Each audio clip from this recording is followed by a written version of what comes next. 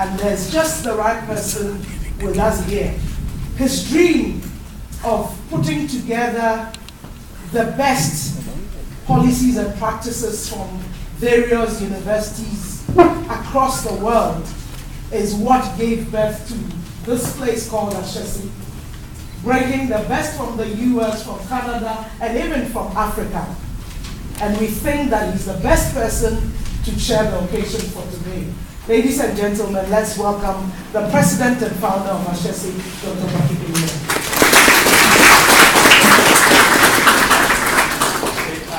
Thank you all very much for coming. And I'd like to first say welcome to Ashesi, and welcome to Ashesi. Thanks for choosing this as the venue for this year's Africa University Day in Ghana. I'm going to be very brief because I'm hoping that we will have more time actually for a conversation with all of you around the question of internationalization. So I'm not going to be speaking for very long. I just wanted to share a few thoughts with you. As Araba said, Ashesi is very, very committed to this idea of connecting with the world and collaborating with the world. We're very serious about internationalization. We have a Department of Diversity and International Programs that does a lot of work in connecting us with other countries in Africa and with other countries around the world. The question is, why? Why do we do this? When we think about internationalization, there are a few things that come to mind to all of us. One is diversity and inclusion. Another is world class. When we talk about being international, we often think about being world class. And the thing about trying to be world class is that in order to be world class, the world must be here. I'll say again, in order for our universities to be world class, the world must be present in our universities. And this is one of the reasons why we take this so serious at Ashesi. The second is that in order to be international, we must visit the world. And that means we must be sending our faculty out to international conferences. It means we must be subscribed to international journals. It means we must be publishing in international journals. And it means that we must be sending our students to other universities around the world, and we must be sending our students to do internships around the world. At Ashesi, when we negotiate study abroad partnerships with US universities, we do not negotiate for them to pay us to send their students here. What we negotiate instead is for our students to have a swap with them. So if they send one student to Ashesi, we send one student to their institution. And our student pays their fees here, their students pay their fees there, and they just cross borders. So it's really a partnership of equals. It really is a partnership of connecting our students and our faculty to the world and bringing the world, their students and their faculty to Ashesi. And I'll talk a little bit about international journals. So I was at a conference last week, 2 weeks ago, in Kigali in Rwanda. And I saw something that was really startling. It was the cover page of a journal article in the journal Science, research that had been done and published in 1982, that stated that scientists had come to Africa, they had done blood tests around the continent, and they had found Ebola antigens in blood of people in Liberia, Sierra Leone, and Guinea in 1982. And it wasn't a journal that required our institutions and everybody to pay for to get access to those journals. The question is, why didn't we know that Ebola was here? even though it was known in the world, and it was published in the world, why didn't we know? Perhaps because our scientists and our public health officials were not taking the time or spending the money to do something as simple as subscribing to the journal Science, and they were not taking the time to read the journal Science. If we want to be international, we must connect to the world.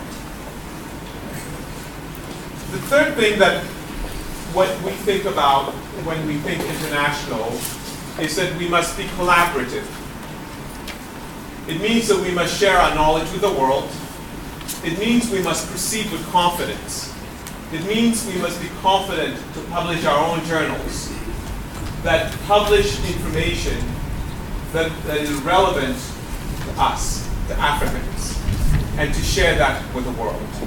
It means we must be writing case studies about our entrepreneurs and our businesses and sharing that with the world, and not only looking at international journals as the standard. In other words, Africa and African publications and African knowledge must be what we also consider as international. Fourth, I would say we must be very pan-African. The borders between our countries are too hard. We need to soften the borders between our countries. At Ashesi, there are over 20 countries represented here among the student body and the faculty. The reason is we want to connect with Kenya, we want to connect with Rwanda, we want to connect with Cote d'Ivoire, we want to connect with Togo. We want to connect with other African countries, and we want the future leaders of our country to be connected to the future leaders of other African countries. And we need them to learn how to communicate effectively across cultures, and we need them to begin now the process of softening our borders. Finally, I want to talk about international best practices. When we think about internationalization, we should also think about what are the best practices around the world, not only in teaching and learning or research and innovation, but also in things such as how we manage our institutions, the administration of our universities, in terms of what kind of accreditation structure we have in our country. Now, I want to talk a little bit about accreditation in Ghana. I am not so convinced that it is really up to international standards. In the sense that we've got this affiliation system, we've got a system where every semester of every year for at least 10 years, a new university must have its exam questions monitored by another university.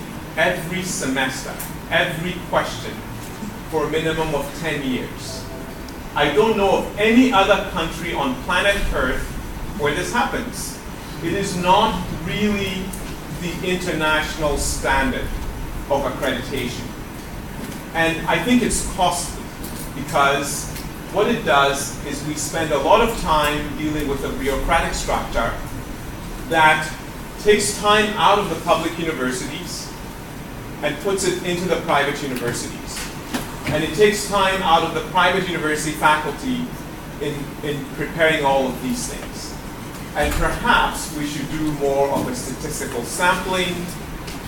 We should be looking at really what are the standards around the world and how do we really improve efficiency in our country. And I don't want to end on a negative note. I do think that allowing a private university system has been a very good thing for Ghana. I know that when the public university faculty are negotiating the salaries, the Labour Commission comes and asks us for our salary structure. And I know that since the private university started, the salaries of public university professors has gone up, and the profession of professorship in Ghana has become more sustainable. The brain drain has declined because the salaries have gone up closer to international standards. We're not quite at international standards because we're not as wealthy as in other countries. But there is a trajectory here that is positive and that we should take a lot of hope in. I think that there's a lot more learning that is going on between our institutions, and we need to continue to do those things. And as we think about internationalization, we should also think about how we connect with Africa and how we connect with each other within Ghana. At Ashesi, I think it's fair to say that we have a lot more international collaboration with other universities outside of Ghana than we have with universities within Ghana. But that is also not international best practice. If you go to the United Kingdom, the universities are collaborating with each other. If you go to the United States, the universities are collaborating with each other. If you go to China, the universities are collaborating with each other. And so one of the international best practices that we should do here in Ghana is a real sense of partnership between our institutions. Joint research, joint academic work, we do sporting events between our institutions. These sorts of things we need to sort of energize within our country. And so I'm really grateful to AAU for helping to drive this. Just 2 days ago, they hosted an event on benchmarking between universities, which is going to help us collaborate with each other, brought us all together from around the continent. Having this event hosted at different university campuses is also part of that spirit of connecting us to each other.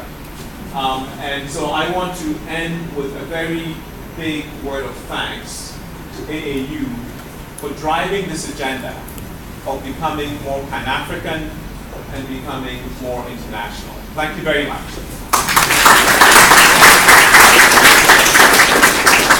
Thank you very much, Patrick. Now I would like to introduce two young ladies who are going to take over from here and then make sure everything works well. I have two young ladies with me, Nadia and Kezia. They are both students here at Ashesi. They are both in their second year, right? And they will continue with the program. Let's give a hand to the young ladies.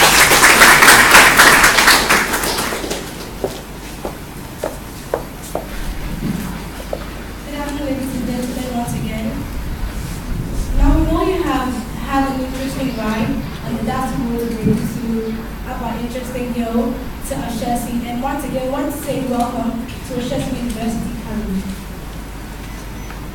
We want to move right on with the program, and to do that, we want to start with the acknowledgement of special guests. Join me as we appreciate the representatives from Islamic University College. I welcome them with a hand of applause.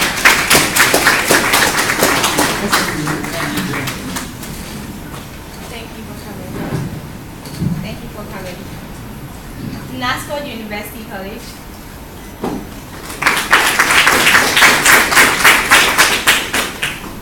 The Ghana Institute of Languages. The Ghana School of Social Work. Wisconsin International University. University of Professional Studies, Accra. All Africa Student Union, ASU.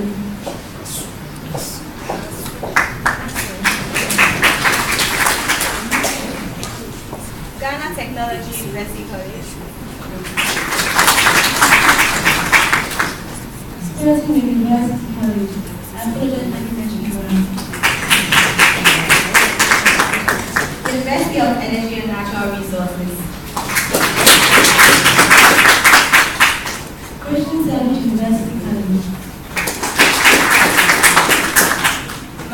University.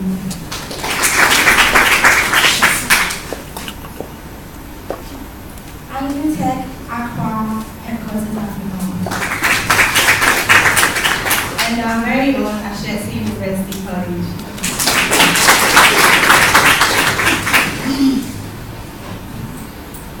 Next on our program, we want to take goodwill messages from the following representatives.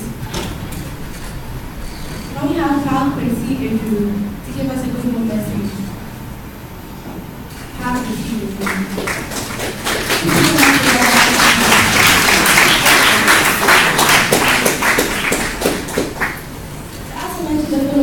Please come up to fill the front seat.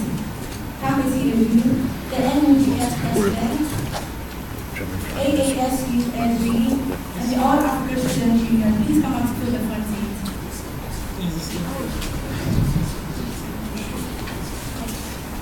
Thank you very much.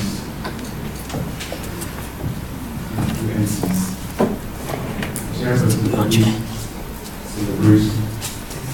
Secretary General of Candidates, other distinguished personalities of the highest level, heads of institutions, representatives from various institutions across this country. I bring you warm greetings from two secretariats, one from the National Ghana Students, where I serve as the president, and also from the secretariat of the All African Students Union. Representing the Secretary General, our friend, who would love to be here. He's on official assignment in Nigeria currently. The All African Students Union, as you may be aware, is the umbrella union representing all national students unions across the continent Africa. And the National Ghana Students is the union representing all students of Ghana, be you a Ghanaian or not. You are a member of the National Ghana Students as founding students. We from us and Luz, therefore, are very grateful and honored to associate ourselves with the AAU and to join me to celebrate the African University Day. Higher education, of course, plays a very pivotal role in national development, hence the development of Africa as a continent. And if we are talking about internalization of higher education, and we at All African Students Union and Youth are seeing from the perspective that we are seeing our educational system not be limited within our country's boundaries or the African continent as a country, but going beyond the boundary of Africa and setting standards that are widely accepted and that can be used and applicable in all situations. If the African University Day is celebrated here at Ashesi University, and we are building a celebrating this anniversary on this day, and we would like to congratulate the organizers for this celebration and also congratulate the All African Universities for putting in place such a celebration.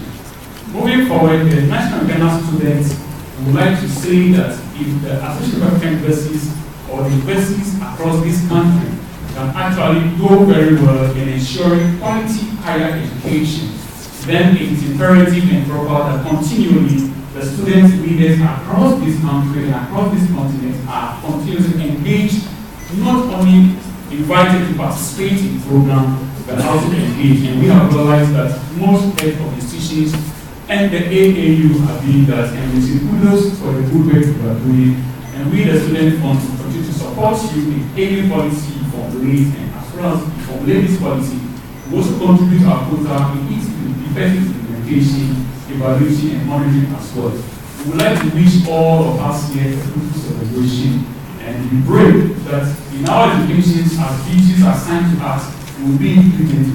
We from the National Ghana Students are working with a particular leadership formula, and if you permit us as the chairman, we'd like to share that formula with you. That is Q1 plus Q2 plus FA equals C. The Q1 is the quality of leadership we give to people that have elected us or appointed us to office. AAU, you have the mandate to deliver and execute quality leadership to all universities within Africa. The Q2 is the quantity of service you render to the people that you are leading. And And the airmen is the mental attitude I try to keep. I believe for the good of the African continent and for the good of ensuring quality higher education across this country and across the globe as well. And the seed is the proposition you receive as a reward from God or from us in the country. Thank you very much, and I wish you all the best.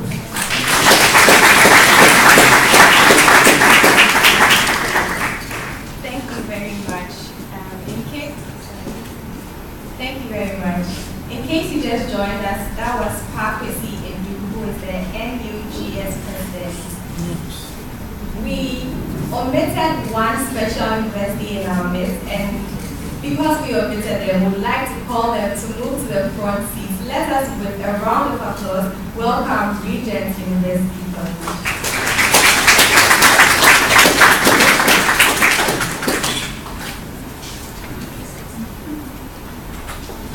Please give them a round of applause.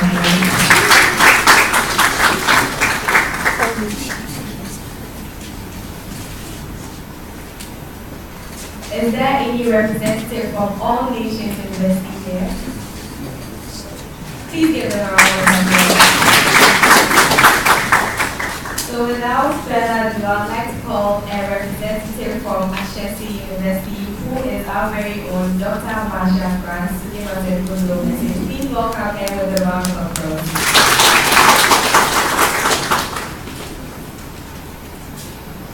Thank you, and I want to add to the welcome that Patrick has given me. It's just delightful to see so many representatives from universities throughout Ghana and also people who have studied and come from universities from across the continent in AAU.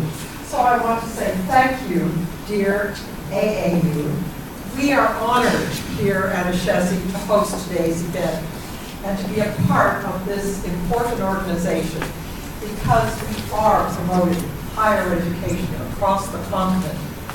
We'd like to congratulate the AAU today because we're focusing on this very important topic of internationalization of higher education. And one of the things I love to say about Ashesi is that we are really international. And someone may correct me on my statistics, but of 680 students, we have how many international students? It's 26%. 26%, so around 100.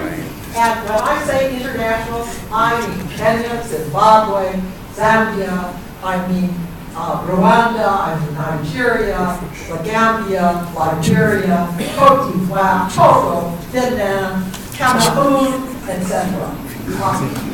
I said Togo, it's not. We are an international university, and we have a long ways to go. Because one of the things that we congratulate you again, AAU, you are working to benchmark data about the African university sector. One of the things, as we all know, those of us who are faculty and who are students or who are administrators, we all struggle to get our research done and our writing done. And I wrote a chapter this fall and really suffered, as people around me know, maybe I made them suffer too, that there wasn't good data about African universities. I could not say in my chapter how many small, private, liberal arts institutions exist across Africa.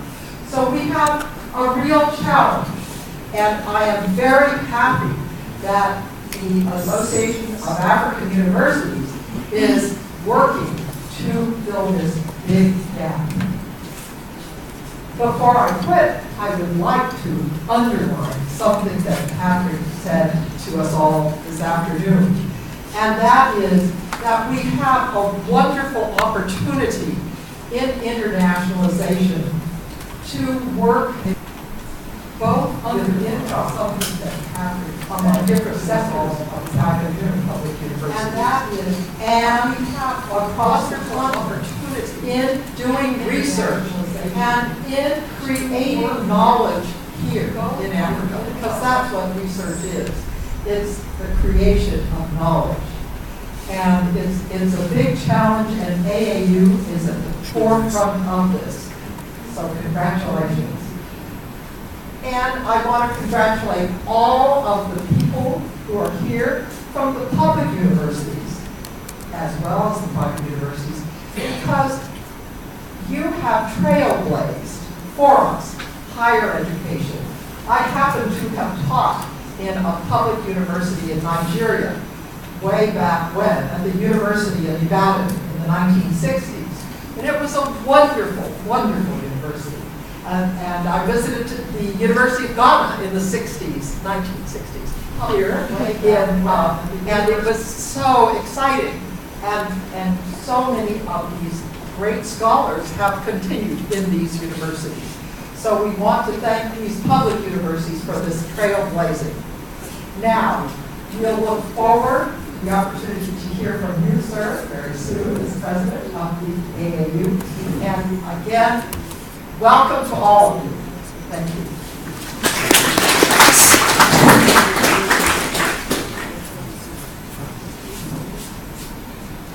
Thank you very much, Dr. Marshall. Now, everyone can take a look at the program right now. We all have access to those. Looking at this program right now, see a speech by just one person. So distinguished with this person that I do not have the honors.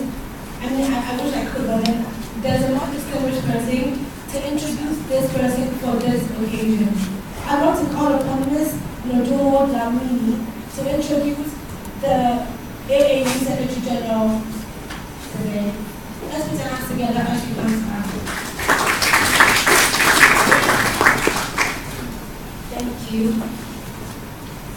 It is an honor for me to introduce Professor Etienne Ehile, my boss at the Association of African Universities Secretariat. Before, Professor Ehile worked as a Deputy Minister of Health and Public Hygiene in Cote d'Ivoire from 2010 to 2011. And he's also the former president of the University of Abo Adjame in Cote d'Ivoire, where he spent 2 terms of 4 years each between 2001 and 2010. Prior to taking up office as the Secretary General of the Association of African Universities. Professor Ehile is not new to AAU because before he joined AAU, he was already an active member of the Association of African Universities Board since 2005. He is an Ivorian by nationality and he is a trained physiologist. He graduated from the Faculty of Science at the University of Abidjan in 1974, where he obtained his MPhil degree. He then moved to the University of Aix-Marseille in France and obtained his doctorate degree in neurophysiology with honors in 1978. His research work was conducted at the Neurophysiology Laboratory of National Scientific Research Center in France. From France, Professor Ehile joined the National University of Cote d'Ivoire as a lecturer and researcher in 1978 and was appointed senior lecturer in 1985. And he was admitted to the rank of full professor with accreditation from the African and Madagascar Council of Higher Education in 1991. Through his research interests in electrophysiology, Professor Ehile obtained a scholarship from the International Center of Insect Physiology and Ecology in Kenya, and he conducted some work on electrophysiology techniques in stem borers, sensilla, with the aim of ascertaining their sensitivity to various plant species extracts for which he has several papers published in various regional and international scientific journals. From 1992 to date, as you would expect, Professor Ehile has held numerous management and administrative positions. I will not list all of them, but I'll just mention a few. He has been the chairman of the Conference of Rectors of Francophone Africa and Indian Ocean Universities. He has been the chairman of the Network for Excellence in Higher Education in West Africa. He has been the chairman of the Scientific and Academic Committee and board member of International Institute of Water Engineering and Environment. He has been in the steering committee of the Association for the Development of Education in Africa Working Group on Higher Education. And he has also been a member of the CAMES.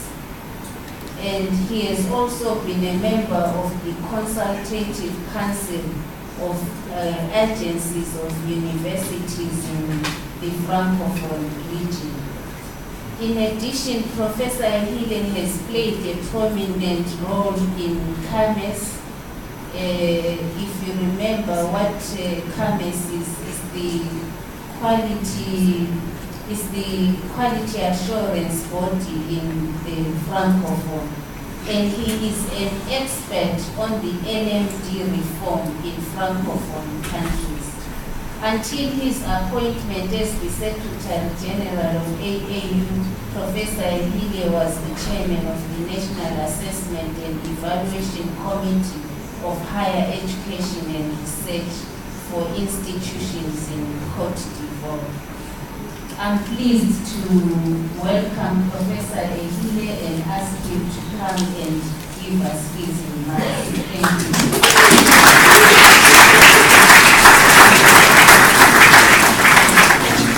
Thank you. Good afternoon.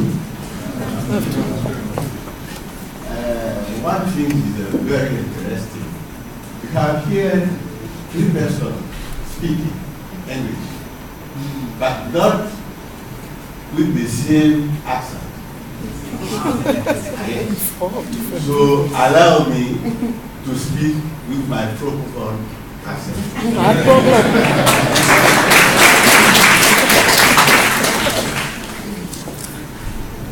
Mr. Chair, the founder and president of Ashesi University, Dr. Patrick Awa, Your Excellencies, members of the diplomatic corps, our guest speaker, who is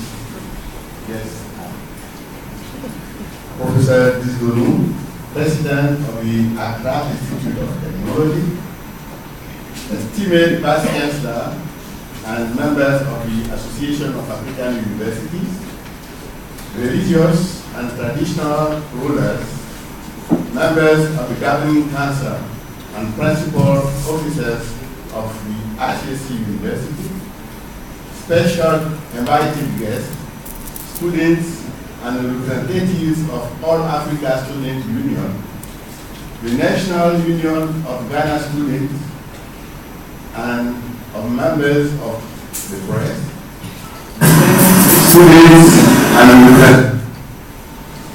distinguished ladies and gentlemen, all protocols observed. On behalf of the governing board of the Association of African Universities, the entire membership of the AAU, and my colleagues at the AAU Secretariat, I take this opportunity to welcome you all from across the length and breadth of Ghana and beyond to the Ashesi University to this very important event on the calendar of Africa's higher education, the celebration of African University Day. I would like to express our special appreciation to the high authorities of the Republic of Ghana here present, to various vice chancellors and representatives of public and private higher education institutions in Ghana for having found a slot in the heavy schedule to attend this ceremony, which is a testimony of the usual commitment and interest to higher education. I would also like to express our special appreciation to the President and all board members of Ashesi University, as well as the World University community for hosting the event this year. This is the fourth time I am celebrating the African University Day in Ghana as Secretary General of the Association of African Universities. I am therefore honored to be here with all of you to celebrate this important milestone in the activities of the AAU. The Association of African Universities Secretariat is always pleased to have a Ghanaian university offer to host us in celebrating the African University Day.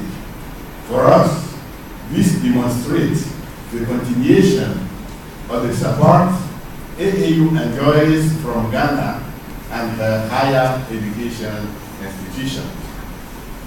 Ladies and gentlemen, permit me to take advantage of this platform to brief you about the Association of African Universities.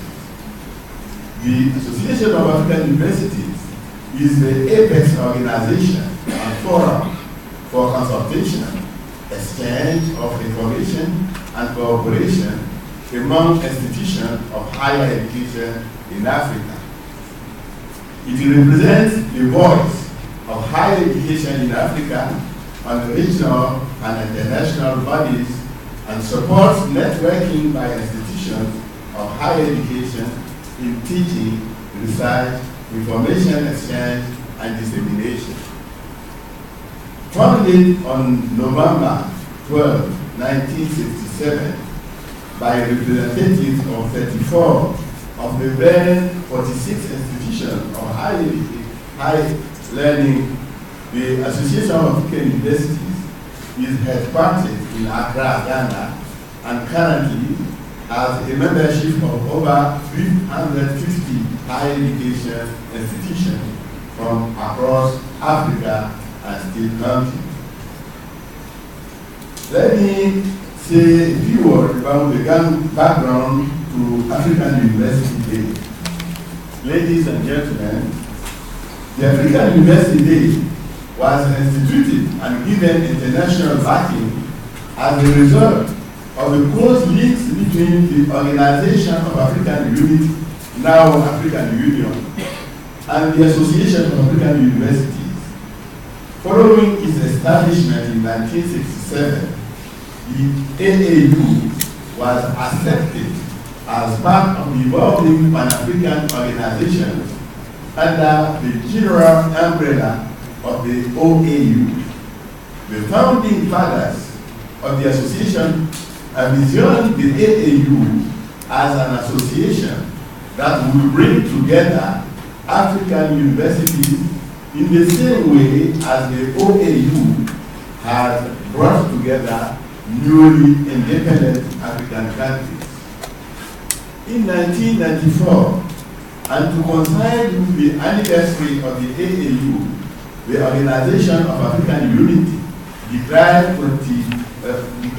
12th November of every year as African University Day, in pursuance of Resolution CM/RES 1534, passed by the OAU Council of Ministers in June of that year.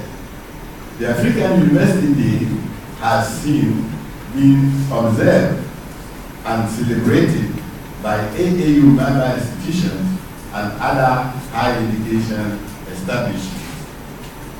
Distinguished guests, the Association of African Universities is the designated lead and implementing agency on higher education in the African Union's second decade of education in Africa, 26 to 2015. Through its quality assurance program, the association is collaborating with the African Union Commission to, among other things, promote quality development and assurance in African higher education and all its dimensions, including the development of regional and continental frameworks to facilitate the mobility of students and staff.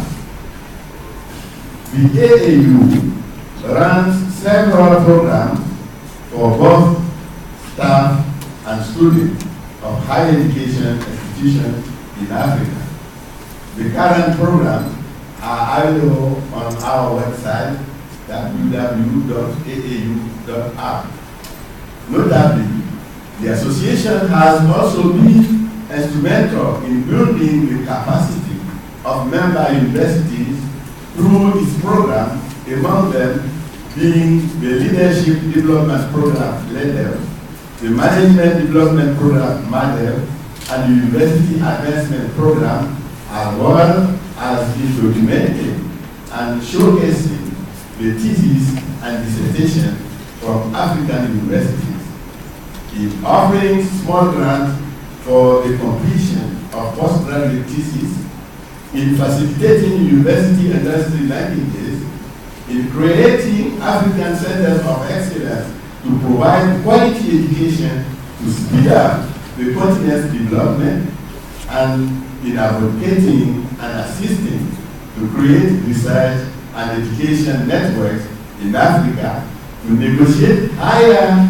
bandwidth at cheaper prices for higher education institutions in Africa. AAU has also been designated to coordinate the ECOWAS academic mobility scheme. Ladies and gentlemen, the connect between higher education and socio-economic development of any country is unquestionable.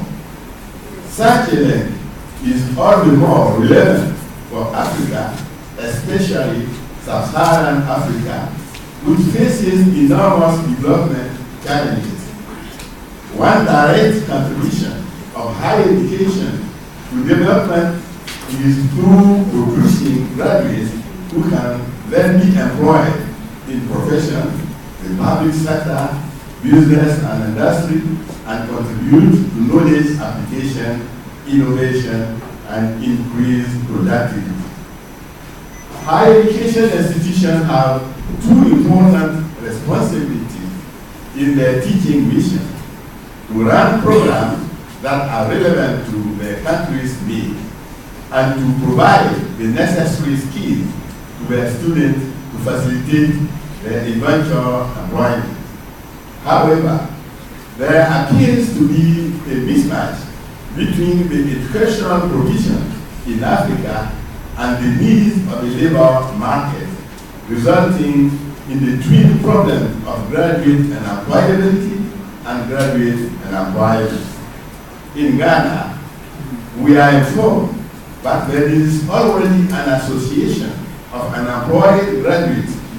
But I must tell you that the situation cuts across the world continent.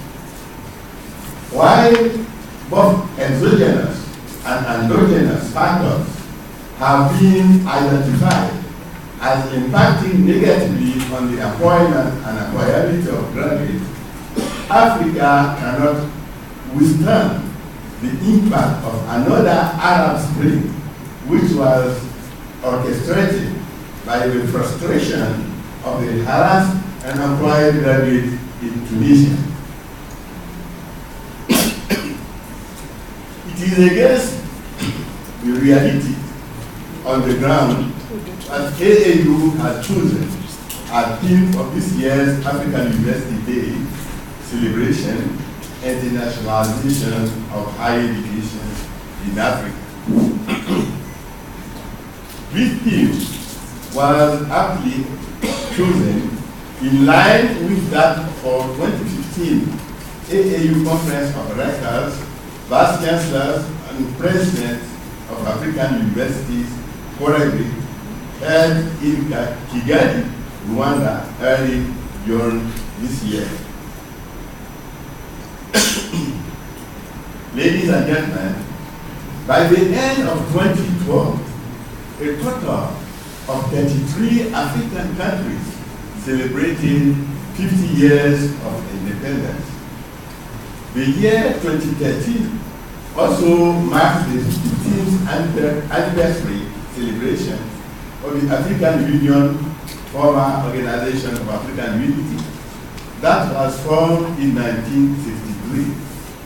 And with great pride, at the next General Conference in 2017, the Association of African Universities will also celebrate 50 years of serving the African continent as its voice for matters pertaining to higher education and development and developmental issues. These milestones represent meaningful opportunities to reframe how we conceptualize education challenges, opportunities to reinforce our commitment to socio-economic development, and opportunities to respond with innovative strategies in higher education to achieve these development commitments. At the time of international millennium goal setting and discussion of an African renaissance, it is critical that we collectively reflect on the meaning of these milestones and the challenges that confront us as educators.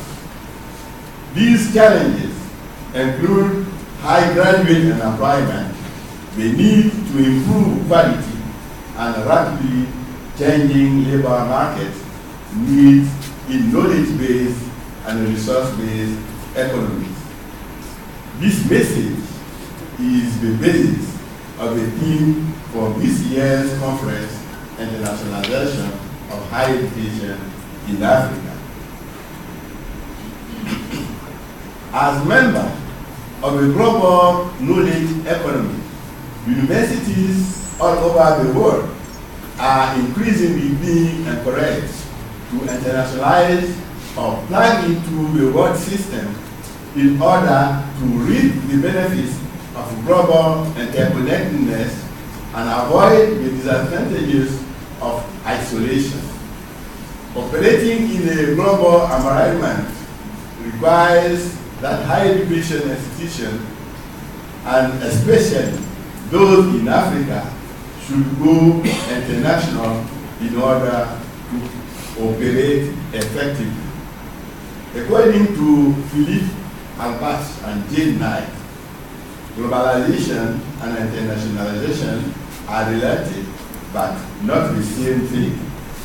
Globalization is the context of economic and academic trends that are part of the reality of the 21st century. Internationalization includes the policies and practices undertaken by academic systems and institutions and even individuals to cope with the global academic environment. Knight Jane in 2003 defined it as the process of integrating an international, intercultural, or global dimension into the purpose, function of delivery of post-secondary education. As an association, the Association of African Universities is dedicated to conceptualizing the new African graduate, examining how universities can become effective vehicles of sustainable development, how to improve its character of university and higher education advancement, and exploring how it can develop partnership with diverse stakeholders within and outside Africa. In this regard, the implementation of African Union harmonization strategy for higher education, supported by the revised Addis Ababa Convention, covers, among other things, the design of common curriculum development framework to enable comparability and equivalences of learning outcomes in African universities. It is in the context that the AUC, the European Commission, and the AAU work closely together and two high-profile support for the strategy, the harmonization, quality assurance, and accreditation initiative, and the harmonization and tuning initiative, which are an integral part of the joint Africa-European Union strategy. Tuning is an internationally recognized method for defining modern and relevant degrees among groups of universities from different continents and countries.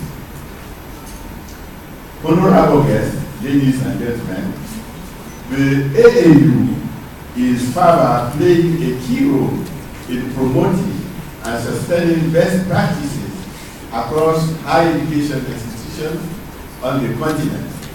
This has been possible through our various development partners, some of whom are represented here today, namely African Capacity Building Foundation, USAID, World Bank, ADB, AUC, etc. I am also pleased to report that 3 institutions from Cote d'Ivoire recently joined the African Center of Excellence project being facilitated by the AAU with funding from World Bank. This currently brings the number of African Center of Excellence to 22 in West and Central Africa, and 3 of which were from Ghana. The African Center of Excellence project seeks to promote regional specialization among universities within areas that address regional development challenges and strengthen the capacity of these universities to deliver high-quality training and applying research in sciences, technology, engineering, and mathematics, as well as health and agricultural sciences. Ladies and gentlemen, at this juncture, I would not like to take the wind out of the sails of Professor Zidonous, President of African Institute of Technology.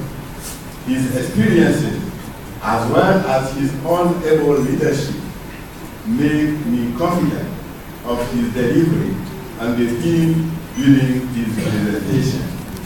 Once again, I would like to thank Ashesi University for hosting as well as chairing this year's African University Day celebration. To all our excellencies, honorable guests, students, and distinguished ladies and gentlemen, we thank you all for joining us on this special day for higher education in Africa. Thank you for your attention.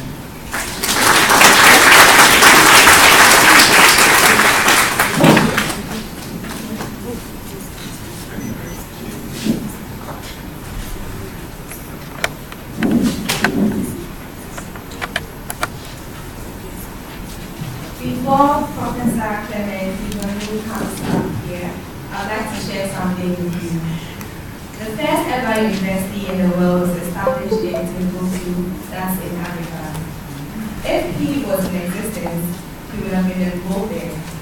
He is smart, very artistic, but with his words.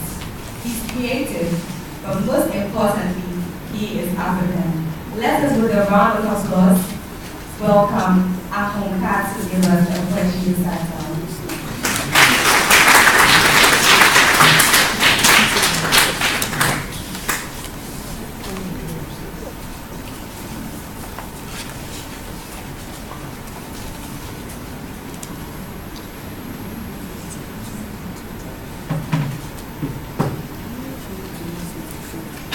Good afternoon, ladies and gentlemen. My name is Alvaro Robertson, and I will be delivering a piece this afternoon. It's called Hide and Seek.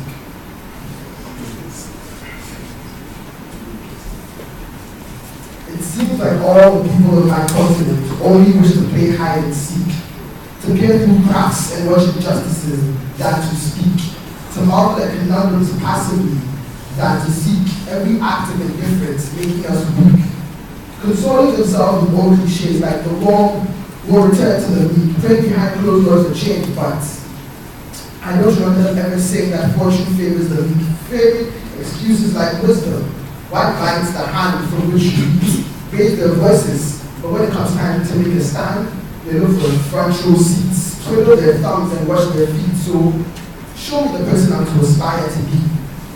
It seems like the people of my continent only wish to play hide and seek.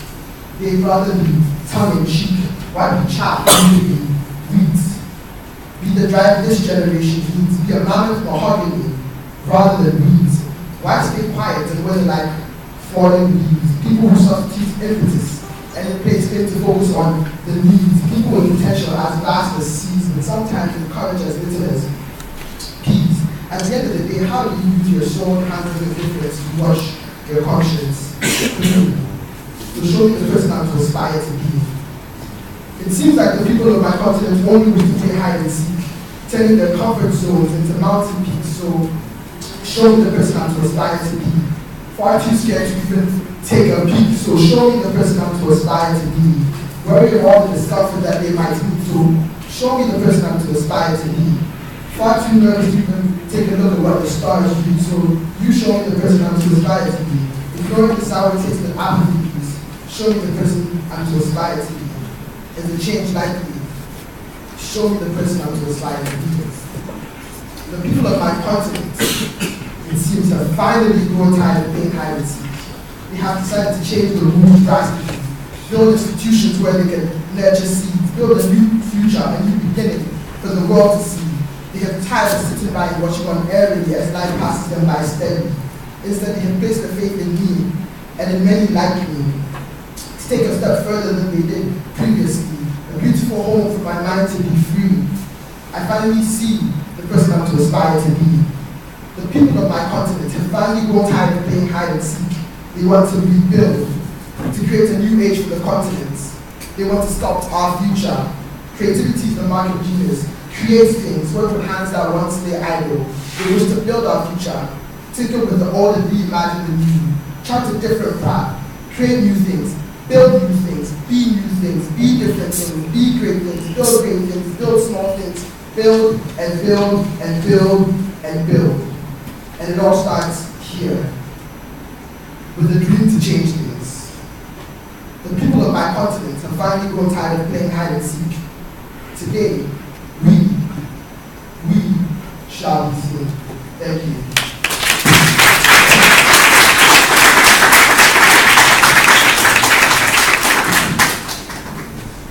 That was a beautiful feedback, and it was feedback again. And I must add that the also message of Ashesi University College. Now, I am really honored to have you in our midst. So, I'll take the round of applause to Professor Ahile to introduce Professor Jonathan and Mark. Professor Jonathan,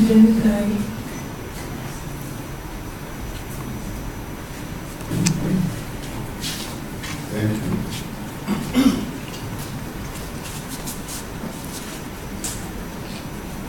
Ladies and gentlemen, I am now going to introduce Professor Clement Zizolu. Professor Zizolu is the founding president of the Accra Institute of Technology. He is a world-renowned full professor of computer science, educator, and author. He received a meritorious award from Distinguished Services to the field of computer science in 1998. In 1999, he was awarded the Outstanding People of the 20th Century Medal by the International Biographical Center Cambridge, UK, for his contribution to university education in general and to the field of computer science in particular. Professor Zenu is listed in the who is who in the world as a distinguished educator and also acknowledged in the who's who in science and engineering in the USA. In the recognition of his immense contribution to the field of technology, he was awarded the World Technology Award in 2003, the first African to win this prestigious international award. The other winners of this award were Tony Blair, the former British Prime Minister, Al Gore, the former Vice President of the USA, and the Nobel laureate 2000, and Paul Kagame, President of Rwanda. Professor Zenu has a vast experience in the area of providing modern university education in the technological area. His vision as the founding president of Accra Institute of Technology is to do all he can to work towards the achievement of the catalog of excellence mission of the university. Professor Zenu has also been involved with the Internet Corporation for Assigned Names and Numbers, ICANN, and issues relevant to individual Internet users since 1998. He has been at the forefront of the development of the Internet in African universities. He is widely published in a number of journal and newspaper articles about the Internet and the ICANN process and computer science related areas. We now welcome Professor Zenu to speak to us about the internationalization of higher education, examining the issues from Africa's perspective.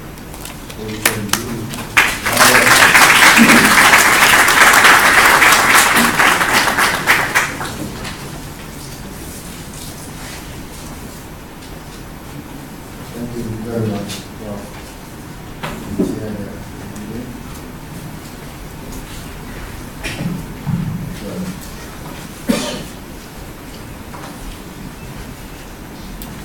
This is the first time to new campus.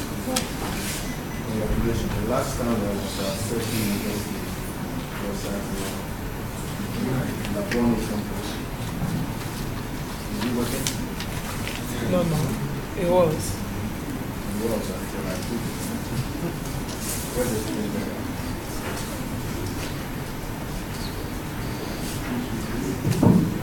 Yeah, thank you very much. It's okay now? It's okay. Thank you very much. Dr. Patrick Dewar, President of Ashesi University College, Professor Tina Healy, General Secretary of the Institution of African Universities, for his excellencies present today. It's quite a privilege to visit your new campus, and I want to congratulate your president on this. As I was saying, the last time I visited your university, we were at Laboni. I came for accreditation business. We had a native fight on the accreditation process. It's great that we moved to this new campus. It's great that we have it. The chairman, I have been invited by the African Association of African Universities to speak on the topic internationalization of higher education, examining the issues from African perspective. First of all, I want to thank the AU for the opportunity to be the guest speaker on such an important topic on the occasion of the 2015 African University Day. The chairman, although being an advocate for the use of technology in higher education, I have decided this time to take a break from technology to give a talk, the old-fashioned way, without a PowerPoint presentation. To be honest with you, I can't remember the last time I gave a talk without a PowerPoint. So I'm determined not to tolerate my limitations without using a computer, without using a PowerPoint to make a presentation. So here we go. Let me start with what I will tell you this afternoon. I will make some attempt to define and scope what the literature is saying about the issue of internationalization of universities. I will speculate on some of the goals and the reasons why universities are internationalizing and why they are internationalizing. I will examine the extent to which internationalization of universities within the content of African countries and examine some of the challenges and some of the implications for African universities. And I will also examine the issue of the demographic dividend and its implications to African universities within the content of internationalization of higher education. The funding and scoping IHE, internationalization of higher education. The question is, we need to start with, is there a reasonable consensus on the definition of what is internationalization of higher education? I'm afraid the answer is not really. We don't have a consensus. For example, some have the view that the term internationalization is being used more and more in the literature, and in some cases is confusing. NIT 2006, whose definition is well adopted in literature, defined it as a process of integrating an international, intercultural dimension into teaching, learning, and research activities of a given institution. For some writers and commentators, it's a means of a series of international activities such as academic mobility for students and faculty, in the international linkages, partnership, projects, and so on. For others, it means delivering education to other countries using a variety of face-to-face means and distance education technologies. And to some, it means including an international, intercultural, and global dimension in curricular setting, teaching, and learning process. Still others, Mr. Chairman, see international development projects, or alternatively, the increasing emphasis on trade in higher education as internationalization of higher education. Mr. Chairman, the lack of consensus definition of what is IHE is notwithstanding, others try to scope the issue within a historical perspective. The literature pointed out that during the 1960s, the most commonly used terms were international cooperation, international relations, and international education. According to Magazine and Sawi, during the first decade of the 21st century, less emphasis has been given to the development activities and more to the academic mobility, which include students, research, program, providers moving across borders. They pointed out that also characterizing this stage has been a greater orientation towards commercialization and market-driven activities in higher education. A third defining characteristic they pointed out has been some substantial growth in international academic networks, partnerships, and sometimes collaboration, which are sometimes not mutually beneficial to some parts of the regions of the world. Still on a historical context, it is argued that international dimension is a key factor shaping and challenging the higher education sector all over the world since the 1990s. and it has become a formidable force for change, perhaps the central feature of higher education sector today. Landmarks of changing horizon were identified in the literature to include the following: the development of new international network and consortia, the growing numbers of students, professors, and researchers participating in academic mobility schemes, more emphasis on developing international and intercultural global competencies, stronger interest in international teams and collaborative research, a growing number of cross-border delivery of academic programs, the impetus given to recruiting foreign students, the rise of number of joint and double degrees, the expansion in partnership, franchises, offshore and satellite campuses, and so on and so on.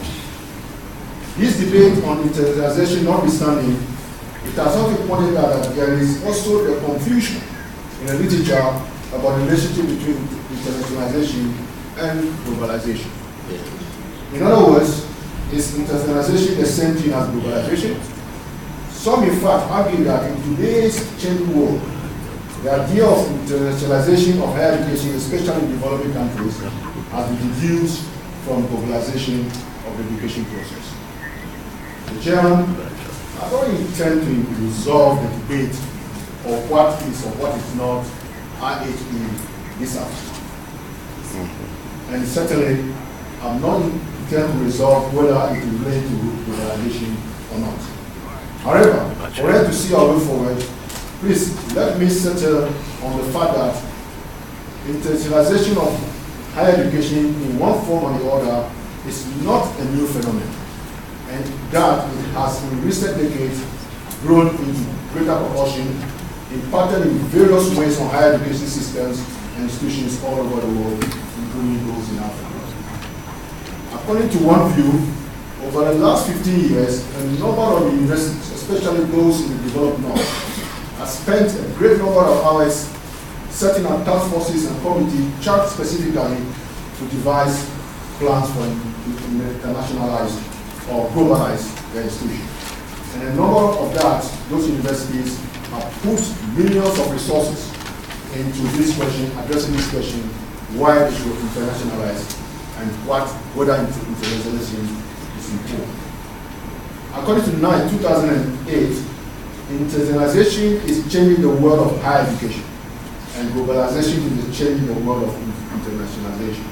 In your view, key drivers of this transformation are the development of advanced communication and technological services, the dominance of the knowledge society, increased international labor mobility, more emphasis on market economy and trade liberalization, increased level of private investment, and decreased public support for higher education. Lack of many and the others are all things, in her view, are forces driving IHE. She noted that in the 21st century, progresses that in the international dimension is becoming increasingly important, at the same time more complex and sophisticated. Mr. Chairman, it can be argued that higher education has become part of the globalization process, and as such, its activities in the area of the delivery and the provision of teaching and learning, as well as research and other collaborative activities, cannot be strictly viewed within the confines of national boundaries. Some are of the view that the reality of internationalization of higher education and its attendant impact on education is an urgent priority for higher education, especially those in developing countries, including Africa. We will examine some of these issues of the impact and implication on Africa later. But suffice to say, Mr. Chairman, that internationalization of higher education is a worldwide phenomenon with major and minor players, providers and recipients of services, winners and losers, and it is now part and parcel of what higher education has been doing for years, and globalization and the emerging information technologies is going to increase the tempo, the intensity, and the tentacles of this phenomenon, which by all indication is here to stay and grow. Let me now turn my attention to some of the goals and the reason for internationalization. Mr. Chairman, enabling us to further scope the IAH phenomenon better, let us examine some of the possible goals and reasons why institutions are internationalizing. Stating some of the goals, could educating of global citizens be one of the goals? Could it be to expand the international reach and dimension of institutions be one of the goals? Could it be to produce global citizens while remaining competitive nationally and internationally be one of the goals? On the question of why internationalize, is it because universities must internationalize in order to educate their students to be global citizens? Is it because universities might internationalize in order to raise money by maintaining a competitive edge to attract more foreign students? Is it because universities see it as an obligation to educate students to live and work in a new international setting? Why are we internationalizing? The chairman, the literature has some answers. The literature identifies some of the reasons why higher education institutions globally are engaged in IAG activity. Some are mobility and exchange of students and faculty, international student recruitment, teaching and research collaboration, academic standards and quality, research projects, cooperation and development assistance, curriculum development and international intercultural activities, promotion of the profile of the universities, diversification of faculty and students, regional issues and integration, and of course, diversification of income generating activities of universities. It is fair to say that despite this list of IAG goals and reasons, student mobility and international student recruitment are the most visible and most topical of all. To some, student mobility and recruitment, which in their view benefit mainly higher educational institutions in few developed countries, provide some of the evidence of the dangers and the challenges that higher educational institutions face in developing countries, including those of Africa. Let us examine some of the statistics. Mr. Chairman, there has been significant growth in higher education student mobility for the past 2 decades, resulting in the number of students studying abroad rising by 15% from 1.6 million in 1999 to 2.5 million in 2004. In 2009, more than 3.4 million students were studying outside their home country, and UNESCO projects that by 2020, this number will increase to 7 million. Beneficiary institutions are mainly those from the North: USA, UK, Canada, and Australia. And the students are mainly from the South, in the least developed to reasonably developing countries. For now, USA remains the most popular country for international students, followed by the United Kingdom, France, and Australia, with half of all international students pursuing degrees in these 5 countries coming from the South. However, USA and UK traditional market share is declining, with Australia and Canada increasing their share. The USA is the world's largest market for international study, accounting for 26% of all students study abroad, with UK following far behind with 9.6. The USA earned $14 billion of the $28 billion of educational export in 2009. So the US earned half of the total money made from international students in 2005. With the federal and state support for higher education reducing by the year, universities and colleges in the US are intensifying their marketing and recruitment efforts targeted at international students to generate revenue to meet their budgetary shortfalls.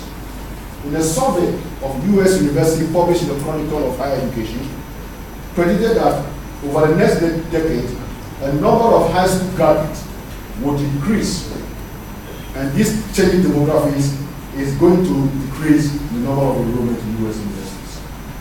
The report pointed out that with the traditional base of students so unpredictable from year to year in the US colleges are increasingly turning their attention to stable sources of student recruitment, particularly international students, with more and more colleges setting overseas for the students because they believe international students pay the full fees.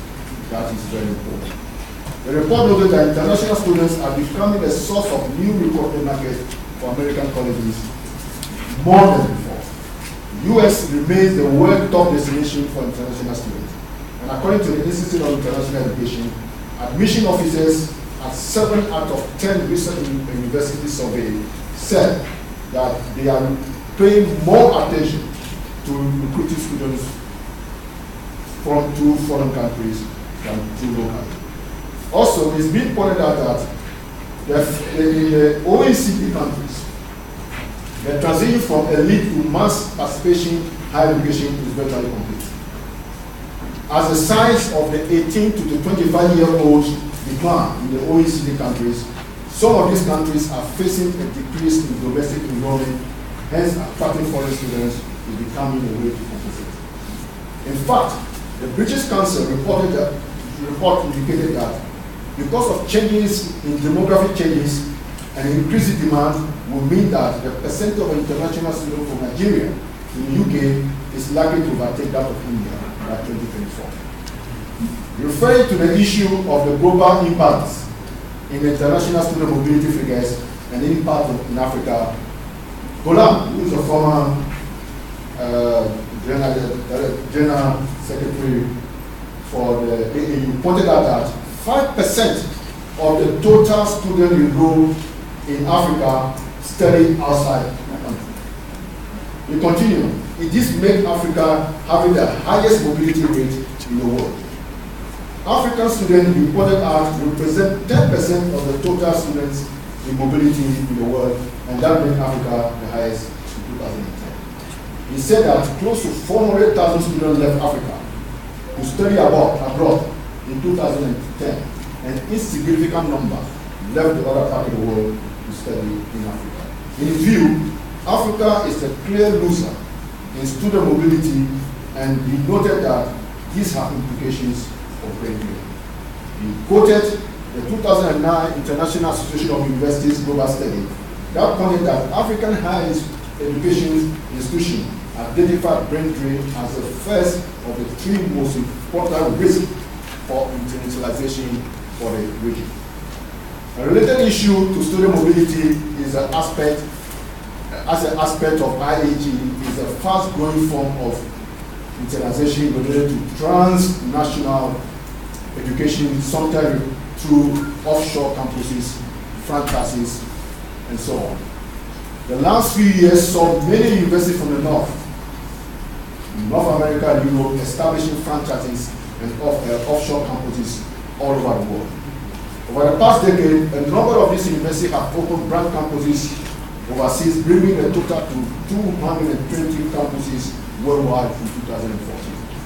A number of these institutions are part of the internationalization program, targeted students recruitment by opening branch campuses in countries where demand is high and the costs are low. It is argued that offshore activities and international partnerships play a leading role in internationalization in the years to come. In fact, Australia recorded one of the best successes in the past 2 decades in this area. In fact, higher education export is the 10th largest export industry of Australia. And in 2009, it recorded an income of 18 billion. So, higher education internationalization is a serious business and it's going to change everything.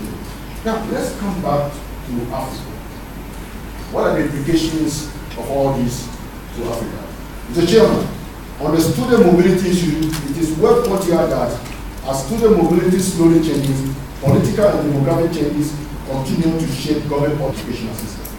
Unlike in the case of Africa, Asian universities has in effect developed their own regional strategies to compete effectively. For instance, Asian countries have become more popular destinations for study abroad and for international exchanges. As some argue, they are challenging the dominance of the West in respect to attracting and recruiting foreign students from their region.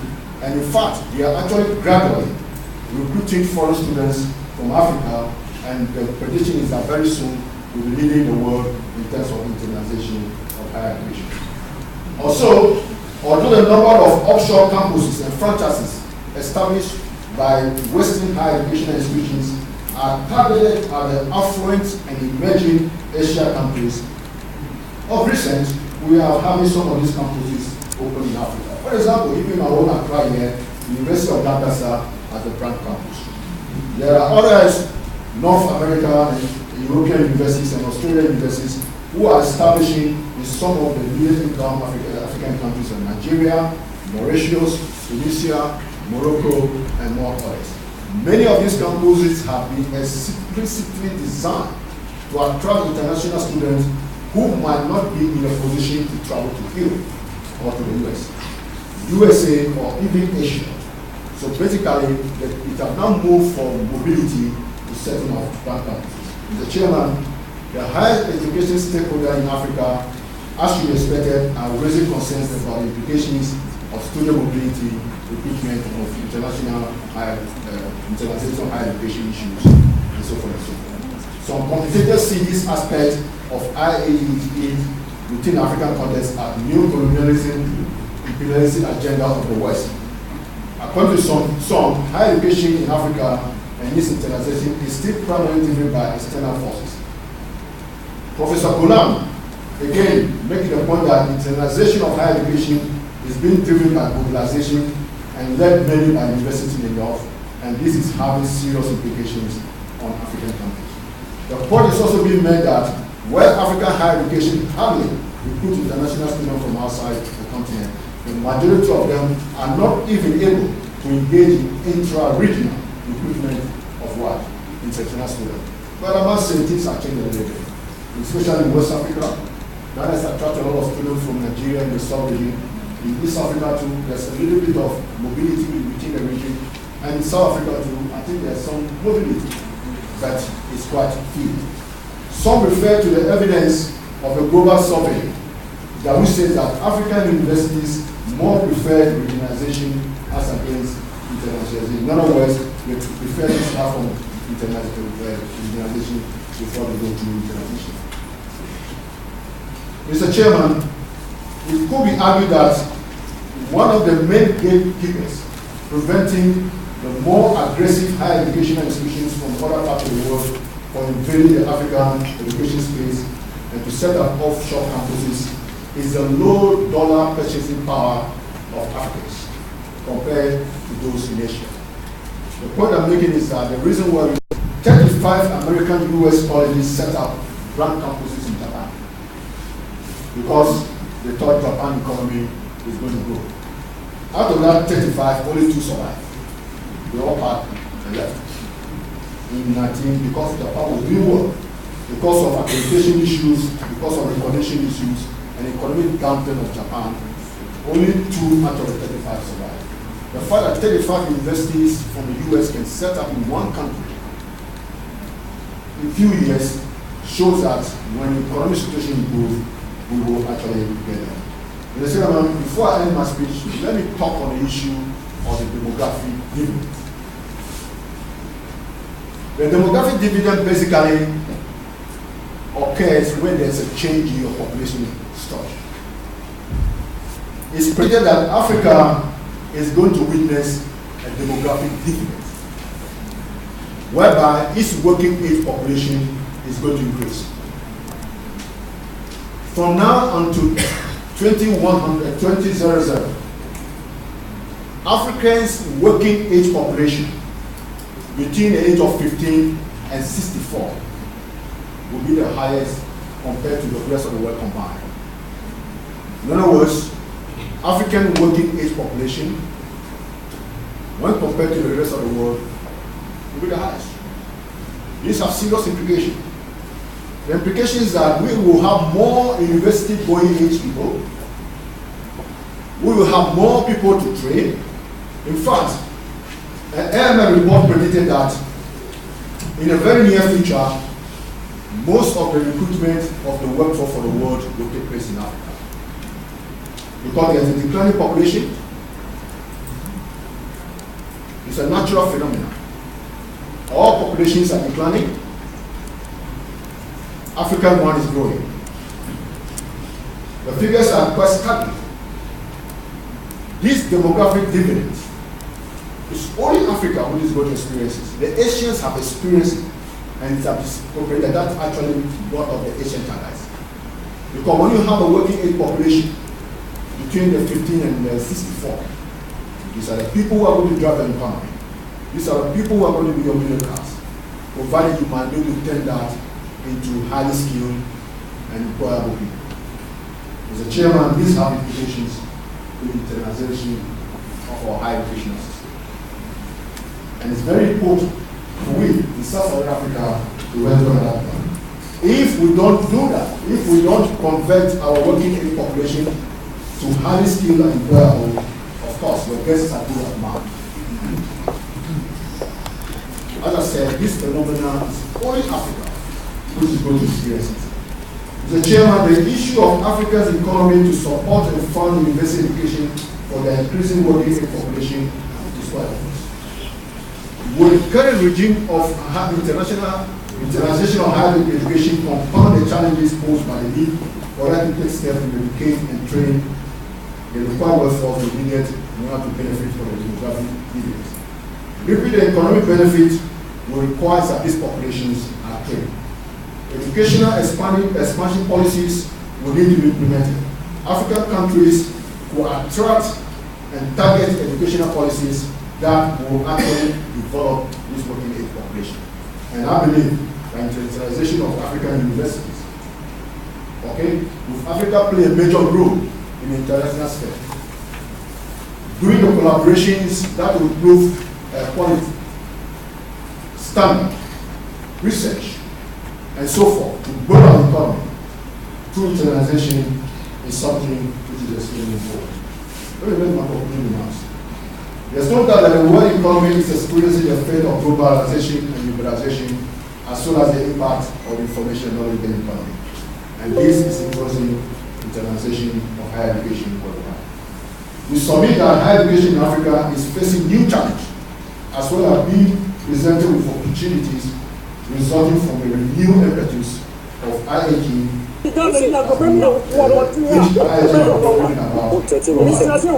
That higher education in Africa will need to recognize and take steps to mitigate and address the risks associated with the number of academic challenges and set the stage for available opportunities that rise about one of the position of education. More than that, taking advantage of the through our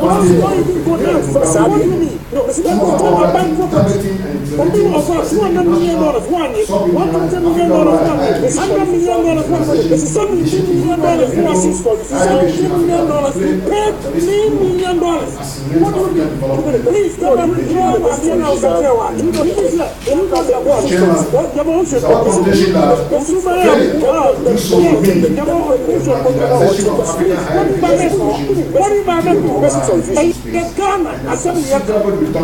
$200 million. What is like what you are saying? What was the 17? What you are $3 million?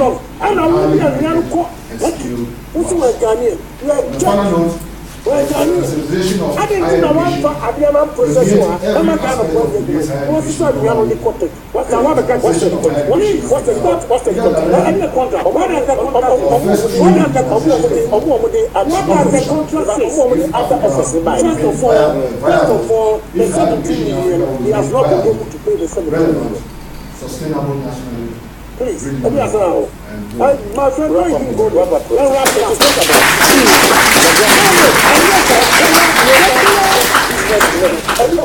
I think you can do it better. Let's give it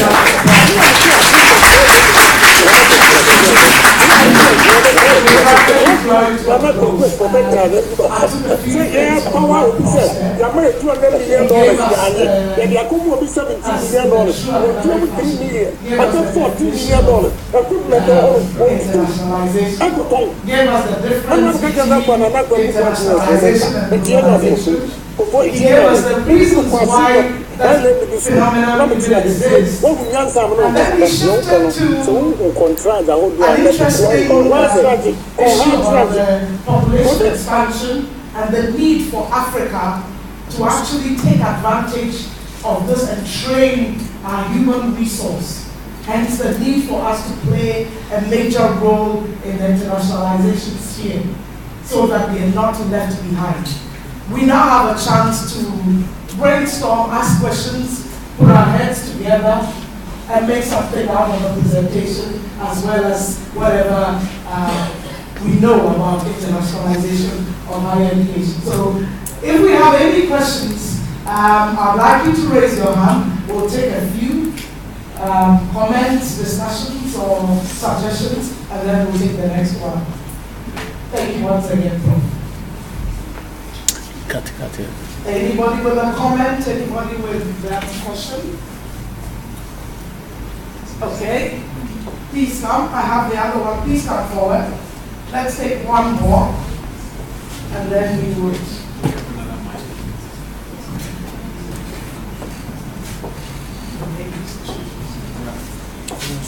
My name is Manuel.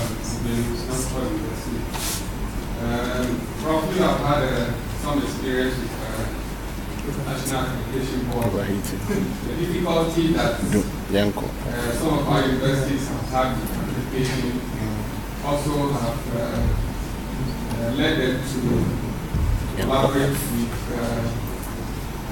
other institutions.